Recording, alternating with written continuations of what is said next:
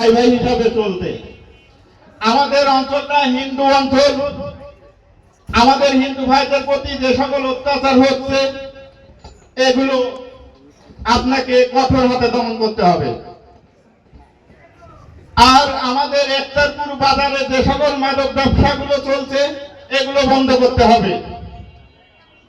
আর এই জানিপুর ইউনিয়নের কিছু সংখ্যক লীগ বিএনপি আছে, এই লীগ বিএনপি কে সাবধান করে দিচ্ছি, বিএনপি বিএনপি থাকবে কিন্তু এই লীগ বিএনপি কিন্তু থাকবে না।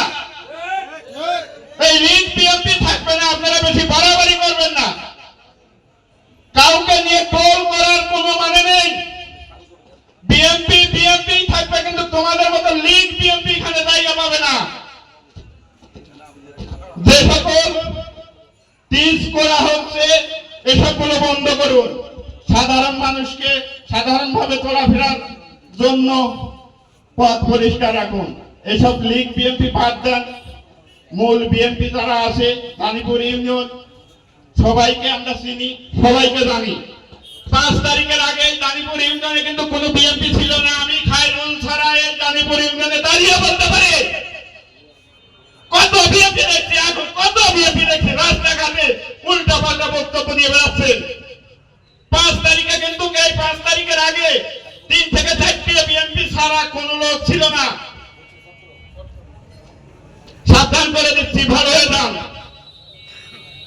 বিএনপি আপনারাও করেন, আমরাও করি।